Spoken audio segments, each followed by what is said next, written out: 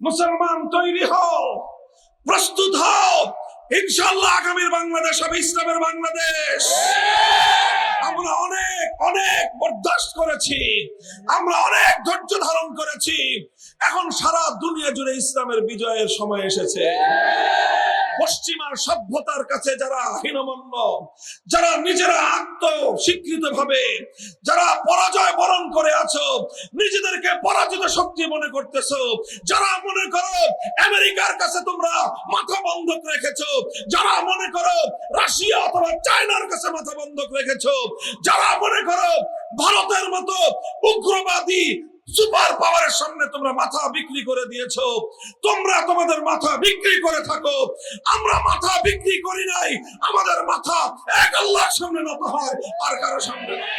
আমাদের মতো দুর্বল মানুষ, আমরা ছোট ছোট মানুষ, কিন্তু আমরা যখন ওহীর ইলমের দায়িত্ব নিজেদের কাঁধে তুলে নিয়েছি, আর এই ওহীর ইলমের দায়িত্বের অনুভূতি নিয়ে আমরা যখন বলেছি যে মুসলমানদের জনপদে কোন মানুষের ভাস্কর্য নামে মূর্তি হতে পারে না, আমাদের মোকাবেলায় রাষ্ট্র শক্তি তার সমস্ত শক্তি নিয়ে, তার সমস্ত বাহিনী নিয়ে আমাদের বিরুদ্ধে ঝাঁপিয়ে পড়েছে, স্টিম রোলার চালিয়েছে, কারাগারে নিক্ষেপ করেছে, বছরের পর বছর অন্ধকার কারা প্রকোষ্ঠে আমাদেরকে দিন গুজরান করতে হয়েছে। আমরা সবকিছু হাসি মুখে বরণ করে নিয়েছি, তাওহীদের ঝান্ডা জালেমের সামনে মাটিতে লুটিয়ে পড়তে দেই নাই। আল্লাহর নবী ওহী পাওয়ার পরে তিনি তার জীবনের নিরাপত্তা নিয়ে ভয় পেতেছিলেন। ওহী লাভ করার পরে তিনি তার জীবনের নিরাপত্তা নিয়ে আশঙ্কায় পড়ে গেলেন। কারণটা কি? ওহী লাভ করার সাথে জীবনের নিরাপত্তার সমস্যাটা কোথায়? মুহতারাম হাজিরিন, কারণ আল্লাহর নবী বুঝতে পেরেছিলেন আমি যে ওহী পেলাম, এই ওহীর মূল পয়গাম হলো একত্ববাদ, তাওহীদ। এক আল্লাহর পয়গাম পৌঁছাতে হবে দুনিয়ার মানুষের কাছে, এক আল্লাহর তাওহীদ দুনিয়াতে কায়েম করতে হবে। আর তাওহীদের বিরুদ্ধে যত শিরকি, যত তাগুতি কার্যকলাপ আছে, এই সব কিছুর মোকাবেলা আমাকে করতে হবে। আমি এমন এক দেশে, এমন এক সমাজে, এমন এক পরিবেশে, এমন এক বংশে, এমন এক গোত্রে, এমন এক পরিবারে আমি জন্মগ্রহণ করেছি, যেই দেশে, যেই পরিবারে, যেই সমাজের ঘরে ঘরে এরকম বানানো খোদা বসে আছে, তাগুতি খোদা দিয়ে ভরা এই সমাজ। এই সমাজের প্রত্যেকটি তাগুতি খোদাকে আমাকে অপসারণ করতে হবে। আমি এই অপসারণ করতে গেলে আমার পরিবারের সাথে আমার লড়াই বাঁধবে, আমি এই অপসারণ করতে গেলে আমার গোত্রের সঙ্গে আমার লড়াই বাঁধবে, আমি এই তাগুতি খোদা অপসারণ করতে গেলে আমার সমাজের সাথে আমার লড়াই বাঁধবে, এই তাগুতি খোদা অপসারণ করতে গেলে আমার দেশের সঙ্গে আমার লড়াই বাঁধবে, এই তাগুতি খোদাকে অপসারণ করতে গেলে সারা দুনিয়ার বিরুদ্ধে আমাকে একা লড়তে হবে। এটা আল্লাহর নবী প্রথম দিনই বুঝতে পেরেছিলেন। এই জন্য তিনি এত উঁচু মর্যাদা সম্পন্ন নবুয়ত পাওয়ার পরেও বলতেছেন লাকাদ খাশিতু আলা নাফসি, যে আমি আমার জীবনের নিরাপত্তা নিয়ে শঙ্কিত। কারণ আল্লাহর নবী জানতেন এই তাওহীদের দায়িত্ব পালন করতে গিয়ে তার পূর্বপুরুষ খলিলুল্লাহ ইব্রাহিম আলাইহিস সালাতু ওয়াস সালামকে অগ্নিকুণ্ডে নিক্ষিপ্ত হতে হয়েছিল। এই তাওহীদের দায়িত্ব পালন করতে গিয়ে হযরত মুসা আলাইহিস সালাতু ওয়াস সালামকে ফিরআউনের মোকাবেলায় ভয়ঙ্কর এক পরীক্ষার সম্মুখীন হতে হয়েছিল। এই তাওহীদের দায়িত্ব পালন করতে গিয়ে হযরত জাকারিয়া আলাইহিস সালাতু ওয়াস সালামকে দ্বিখণ্ডিত হতে হয়েছিল। এই তাওহীদের দায়িত্ব পালন করতে গিয়ে হযরত ঈসা আলাইহিস সালাতু ওয়াস সালামকে ইহুদিদের জটিল ষড়যন্ত্রের সম্মুখীন হতে হয়েছিল। ইহুদিরা ওনাকে হত্যা করবার সমস্ত আয়োজন সম্পন্ন করেছিল। সমস্ত ষড়যন্ত্রের মোকাবেলা করেই পূর্ববর্তী নবীদেরকে নবুয়তের দায়িত্ব, তাওহীদের দায়িত্ব, আসমানি ওহীর ইলমের দায়িত্ব পালন করতে হয়েছে।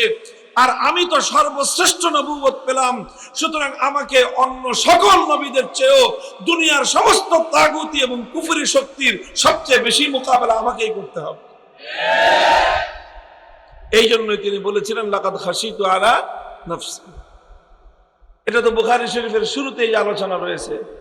এই জন্য যারা উলামায়ে কেরাম, যারা আলেম, আমি তাদেরকে বিশেষভাবে বলবো যে দেখেন, ওহীর ইলম ধারণ করা এটা শুধুমাত্র আনন্দের উপলক্ষ নয়, এটা শুধুমাত্র মর্যাদার খেতাব পাওয়া নয়, বরং ওহীর ইলম ধারণ করার অর্থ হলো সমস্ত তাগুতি আর কুফরি শক্তির মোকাবেলায় যুদ্ধ ঘোষণা করা। এটা সাধারণ কোনো বিষয় নয়। আমাদের এই মেয়েরা, তাদেরকে আমি বলবো, ওহীর ইলম ধারণ করেছে তোমরা, বিষয়টা শুধুমাত্র মর্যাদার বিষয় নয়। এই ওহীর ইলম নিয়ে তোমাদেরকে ঘরে ঘরে শিরক, বিদআত, কুফর, তাগুতের যে ঘোর অন্ধকার, ঘোর অমানিসা আমাদের ঘরগুলোকে দখল করে আছে, প্রতিটি ঘর থেকে তাগুত, শিরক, কুফরের এই অন্ধকারকে দূর করে সেখানে ওহীর আলো প্রজ্বলিত করতে হবে। অনেক বাধার বিন্ধ্যাচল তোমাদেরকে পাড়ি দিতে হবে। আল্লাহ পাক কবুল করেন, তৌফিক দান করেন, সে হিম্মত তোমাদেরকে দান করেন। মুহতারাম হাজিরিন, এই ওহীর ইলম যুগে যুগে যারাই ধারণ করেছেন এবং ওহীর ইলমের আমানত যারা রক্ষা করেছেন, তাদের জন্য কুসুমাস্তীর্ণ পথ ছিল না। তাদের পথ এটা ফুল বিছানো পথ ছিল না। তাদের পথ লাল গালিচা বিছানো পথ ছিল না। তাদের পথ ছিল কণ্টকাকীর্ণ পথ। তাদের পথ ছিল রক্ত পিচ্ছিল পথ। তাদের পথ ছিল ত্যাগের কোরবানির পথ। তাদের পথ ছিল বাতিলের সঙ্গে মোকাবেলা করবার পথ। তাদের পথ ছিল ত্যাগের কোরবানি পেশ করার পথ। তাদের পথ ছিল জুলুমের মোকাবেলা বুকটান করে দাঁড়িয়ে যাওয়ার পথ।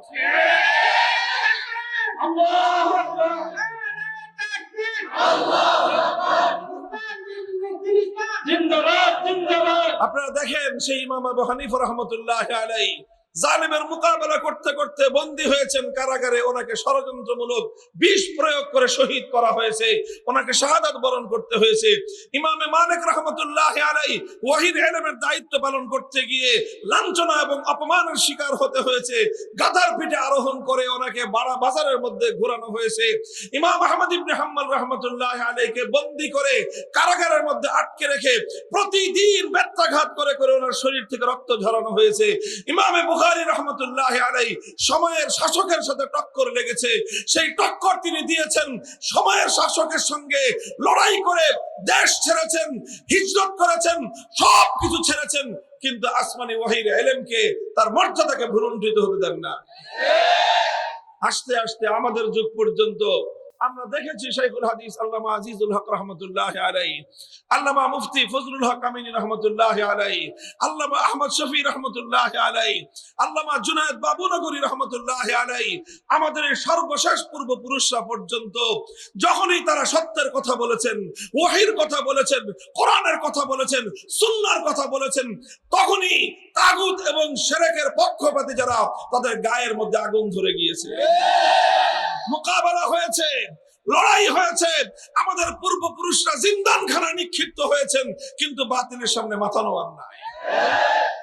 ওনারা যখন চলে গেছেন, সর্বশেষ প্রান্তে আমরা যখন এলাম, আমাদের মতো দুর্বল মানুষ, আমরা ছোট ছোট মানুষ, কিন্তু আমরা যখন ওহীর ইলমের দায়িত্ব নিজেদের কাঁধে তুলে নিয়েছি, আর এই ওহীর ইলমের দায়িত্বের অনুভূতি নিয়ে আমরা যখন বলেছি যে মুসলমানদের জনপদে কোন মানুষের ভাস্কর্য নামে মূর্তি হতে পারে না, আমাদের মোকাবেলায় রাষ্ট্র শক্তি তার সমস্ত শক্তি নিয়ে, তার সমস্ত বাহিনী নিয়ে আমাদের বিরুদ্ধে ঝাঁপিয়ে পড়েছে, স্টিম রোলার চালিয়েছে, কারাগারে নিক্ষেপ করেছে।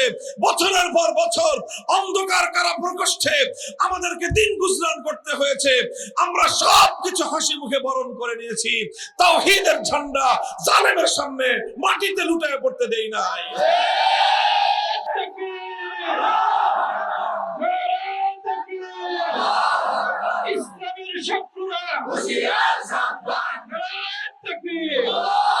আমরা সামান্য হিম্মত করেছি, আল্লাহ পাক সাহায্য করেছেন। আমরা সামান্য হিম্মত করেছি, সাহায্য করেছেন আমার আল্লাহ।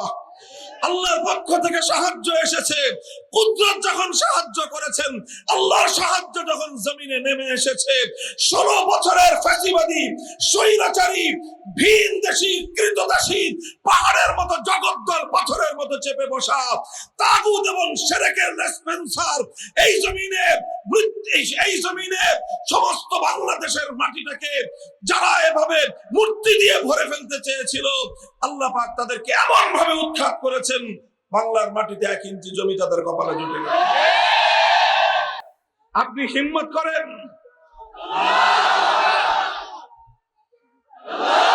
হিম্মত করেন, সাহায্য করবেন কে? হিম্মত করেন, সাহায্য করবেন কে? আমার আপনার কাজ হলো পতাকা নিয়ে দাঁড়ায় থাকো, হকের পতাকা মাটিতে পড়তে দিও না। দেখবেন আল্লাহ পাক রব্বুল আলামিনের পক্ষ থেকে সাহায্য এসে আমাদেরকে সামনে রাস্তা খুলে দিবেন।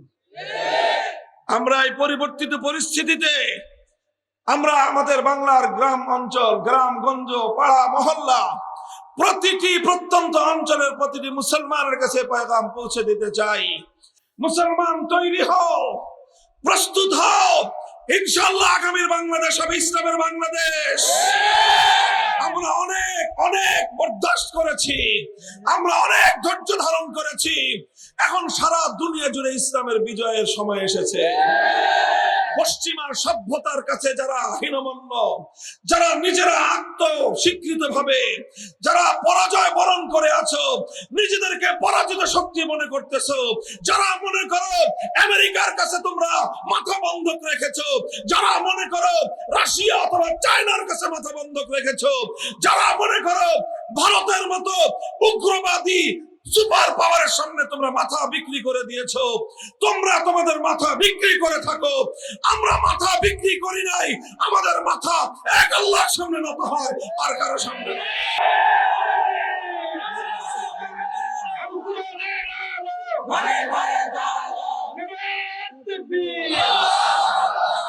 এই জন্য তারা তো ভয় পাবেই, যারা তাদের খোদা মনে করে আমেরিকাকে তারা ভয় পাবেই। যারা রাশিয়া, চায়না, ভারতকে নিজেদের খোদা মনে করে ওরা কোনোদিন তাদের বিরুদ্ধে মাথা উঁচু করে দাঁড়াবার সাহস পাবে না, কারণ তারা ওদেরকে নিজেদের খোদা মনে করে।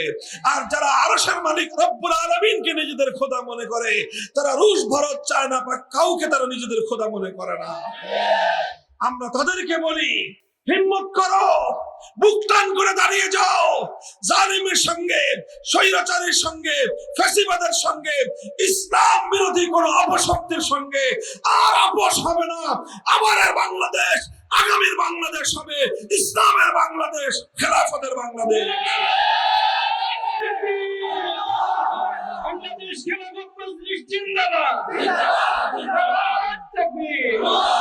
ইমামে বুখারী রাহমাতুল্লাহি আলাইহি সর্বশেষ যে অধ্যায় আমি আপনাদের সামনে পাঠ করেছি, সেই অধ্যায়ে উম্মতকে দুটি শিক্ষাই দিয়েছেন। তিনি সাব্যস্ত করেছেন যে মুসলমানদের কথা, ইসলামের বিশ্বাস, আল ওয়াজনু হাক্কুন, ওজন হবে। আল্লাহ পাক বান্দার আমল ওজন দিবেন, সন্দেহের কোনো অবকাশ নাই। একদল মানুষ ওজনের বিষয়ে সন্দেহ করে। কেন সন্দেহ করে? কারণ বিষয়টা তাদের বুঝে আসে না যে আমল ধরা যায় না, ছোঁয়া যায় না, স্পর্শ করা যায় না, এটাকে আবার ওজন দিবে কিভাবে। কিন্তু ইসলাম বলে যে না, ওজন হবে। ইমাম বুখারী রাহমাতুল্লাহি আলাইহি মানুষের আমলের ওজন দেওয়াকে তিনি সাব্যস্ত করেছেন এবং প্রমাণের দ্বারা তিনি প্রমাণিত করেছেন। কি প্রমাণ দিয়েছেন? দুটো প্রমাণ দিয়েছেন। এক নম্বর প্রমাণ আল্লাহর কোরআনের আয়াত, ওয়ানাদাউল মাওয়াজিন আল কিসত লিয়াউমিল কিয়ামাহ। কোরআনের আয়াতের দ্বারা সাব্যস্ত হয় আল্লাহ পাক কিয়ামতের দিন মানুষের আমল পরিমাপ করার জন্য আল্লাহ পাক ব্যবস্থা স্থাপন করবেন, যেটার দ্বারা আমল পরিমাপ করা যাবে। কোরআনের দ্বারা যেহেতু প্রমাণিত হয়েছে আল্লাহ পাক মানুষের আমল ওজন দেওয়ার ব্যবস্থা স্থাপন করবেন, দ্বিতীয় প্রমাণ দিয়েছেন আল্লাহ নবীর হাদিসের দ্বারা। আল্লাহ নবী বলেছেন, কালিমাতান, দুটি কথা এমন রয়েছে, হাবিবাতান ইলার রহমান, যেই দুটি কথা রহমান আল্লাহর নিকট অনেক বেশি প্রিয়। খফিফাতান আলাল লিসান, মুখে উচ্চারণ করা খুব সহজ, কিন্তু সাকিলাতান ফিল মিজান, কিয়ামতের দিন আমল পরিমাপ করবার যন্ত্রের মধ্যে এই দুটি কথার নেকি অনেক ভারী হয়ে যাবে। দুটি কথা হলো দুটি তাসবিহ। এক নম্বর তাসবিহ হলো সুবহানাল্লাহি ওয়া বিহামদিহি, দ্বিতীয় নম্বর তাসবিহ হলো সুবহানাল্লাহিল আযীম। হাদিসের দ্বারা প্রমাণিত হলো যে কথার মধ্যে ওজন আছে, কথার মধ্যে ওয়েট আছে, এবং আল্লাহ পাক বান্দার সমস্ত কথা এবং আমলকে ওজনের আওতায় আনবেন। সুতরাং কোরআন এবং হাদিস দ্বারা যেহেতু সাব্যস্ত হয়ে গেল, এখন আর মুসলমানদের জন্য তৃতীয় কোনো প্রমাণের দরকার নাই। কথা বলেন ঠিক কিনা? এটাই হলো মূল পয়গাম বুখারী রাহমাতুল্লাহি আলাইহির। যখন কোনো কথা কোরআন হাদিসের দ্বারা সাব্যস্ত হয়ে যাবে, মুমিনের জন্য তৃতীয় কোনো প্রমাণ চাওয়ার প্রয়োজন নাই। মুমিনের কথা সেই কথা হবে যেই কথা কোরআন হাদিস দ্বারা প্রমাণিত। মুমিনের কাজ হবে সেই কাজ যেই কাজ কোরআন হাদিসের দ্বারা প্রমাণিত। মুমিনের প্রফেশন হবে সেই প্রফেশন, মুমিনের পেশা হবে সেই পেশা যেটা কোরআন হাদিসের দ্বারা প্রমাণিত। মুমিনের ব্যবসা বাণিজ্য হবে সেই ব্যবসা বাণিজ্য যেটা কোরআন হাদিসের দ্বারা প্রমাণিত। মুমিনের বিচার ব্যবস্থা হবে এমন যেই বিচার ব্যবস্থা কোরআন হাদিসের দ্বারা প্রমাণিত। মুমিনদের রাষ্ট্র চলবে এমন ভাবে কোরআন হাদিস দ্বারা যেভাবে রাষ্ট্র পরিচালনা করতে হয়। মুমিনরা যদি রাজনীতি করে এমন রাজনীতি করবে যে রাজনীতি আল্লাহর কোরআন এবং হাদিসের দ্বারা প্রমাণিত হয়। আল্লাহ পাক রব্বুল আলামিন আমাদের সকলকে ইমামে বুখারী রাহমাতুল্লাহ আলাইহির সর্বশেষ এই শিক্ষা বক্ষে ধারণ করে জীবন পরিচালনা করার তৌফিক দান করেন।